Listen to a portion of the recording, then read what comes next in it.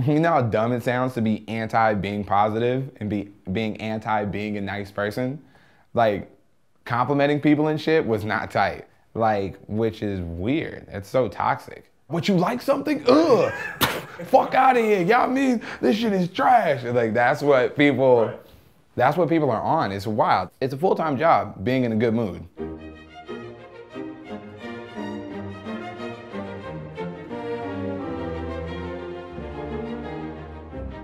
Pretty diverse family. My situation had me, my brother, and my little sister all really thinking about who we are as people from a very early age. Cause, you know, we're in a household where everybody is white and we're the only three that are black, you know what I'm saying? Because I'm mixed.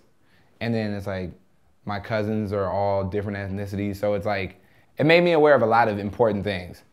Not everybody looks the same, but everybody is the same. You know, what you look like or you're like, doesn't make you, you know what I mean? It can't make you anything other than a human, regular human. Everything was so normalized, I just thought of Kyle, the person, not necessarily Kyle, what society dresses you as. Somebody would tell me like, oh, I talked white, and I'd be like, I don't really know what you mean. You know what I mean? Like, I talk like my mom, who happens to be raising me, and she is just, so, you know, but when I got older, I realized other people's perception of it. I came into it like the little, you know, like little globe thing in school that has all the kids holding hands. I came into it like that. So I never necessarily had to learn how to like not be a racist or like accept people and shit like that. I really became like this because I grew up in an era of rap not having any of that. You feel me? Like not having any of the color or like the brightness at all. And so for me, I noticed when I was a kid and when I was struggling with shit, there was nothing really for me to like latch onto to bring me out of it. You know what I mean? Especially when it came to hip hop, because things were so like materialistic. And because of the way I look, everybody just thought I looked like Drake, and then compared that to me just sounding like Drake, and I was like, I have to really just rap on all major everything. It's funny, then I just started rapping on 4 on the floor everything. I was like, fuck it, we're going completely opposite of that. And nah, people weren't necessarily ready for that bright ass vibe. Right. But it's funny because now that bright vibe is like such a thing in rap, which is a dope thing. Well, my first rap name was super terrible. It was Kid Cash with a K. And so I was always calling myself Kid. I first changed it when I was covering Lemonade. In the beginning, he goes, it's B-I, it's B-I-G. And I was just rapping that saying it's K-I, it's K-I-D. And I ended up liking the way that one sounded. And then I made a little moniker and stuff for like Kyle is Determined. And then, yeah, I did Super Duper Lemonade, but it was really, I was listening to Kid Cudi hella much and he was always saying Super Duper and a bunch of stuff. And randomly, it's just like, the way my mom talks is hella like okie dokie artichoke type shit, you feel me? And so like when they were saying that, it really like, it's the first time I really felt like somebody was speaking vocabulary that usually I would be like afraid to rap because people are gonna be like, oh, look at the, you know what I mean? You know what I mean? A little vanilla nigga that be talking like a soccer mob, you know what I mean? Fuck out of here. Amongst the other artists, like in the industry, I remember just that dropping and people, first time I'm getting like a lot of recognition from a lot of different people, like, damn, yo, that verse was crazy. I remember Chance was even telling me, he's like, bro, he's like, that shit was so hot. Yeah, he came over my crib one night and cut that. You know, it's funny when you have a hit song like that, you have to very quickly like take what's happening, accept it, and make it something that's still you. Cause it's like, there's no denying the fact that like, if you have a hit song and like you run into somebody, they're gonna know you because of that song. You feel me? And it was wild. Like I was really, that year especially, like when I was on tour, like I would go somewhere and like a random cop would roll down the window and be like, hey, you that kid that sing that song? Yeah, iSpy with Lil Yachty. Yeah, I mean, fuck out of here. I like that song though.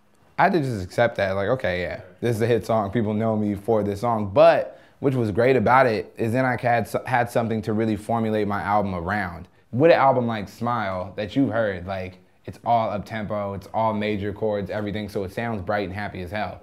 But what I'm saying in the songs is actually some real shit, because that's the whole point, is to deliver some real shit to you in a way that lets you know it's gonna be okay. Before making iSpy, I was making like 7 sad songs in a row, and I was just in the rut that I was currently describing to you. And I told Ayo, I was like, bro, we need to make just something happy, bro. iSpy is a is like a punch against me being hella sad. You feel me? That's what that song was. And that's why the intro skit starts off with Yachty being like, what's wrong, bro? And I'm like, man, fuck. You know, man, all these kids talking shit about me, making me feel bad. And then he starts explaining to me why that shit don't matter. You know what I mean? Because look at life. It's so grand. And then that kind of gave me a lot of the backstory to build the album around.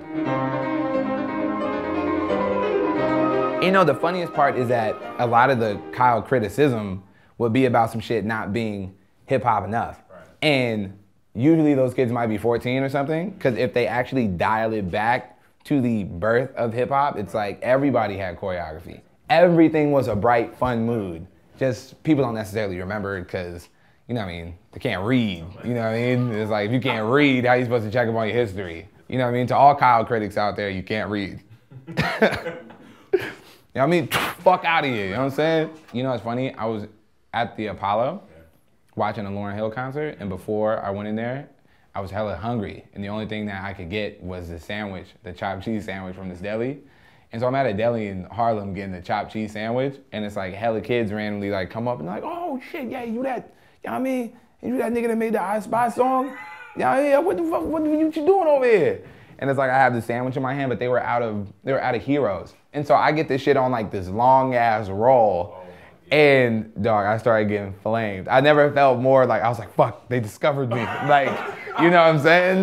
Cause they're like, wait, they're like, damn, Kyle, what are you doing? Is that a roll? You got a chopped cheese on a roll? My nigga, what's wrong with you? Fuck out of here, man. I don't fuck with you no more, Kyle. You got a chopped cheese on a roll, niggas, you crazy? Well, the concept comes from it being like more of like, it's like a survival story album. It's a pretty personal album about not just being happy, because I feel like people just see me as like the positive, happy rapper, but it's more of the story of how I get to that, you know what I mean? It's about being in a dark place and like use the light I have inside of me to really realize that life is pretty awesome. That's how you get stuck in a dark place. It's by not knowing that you can illuminate it yourself. And that's something that this album taught me a lot about too.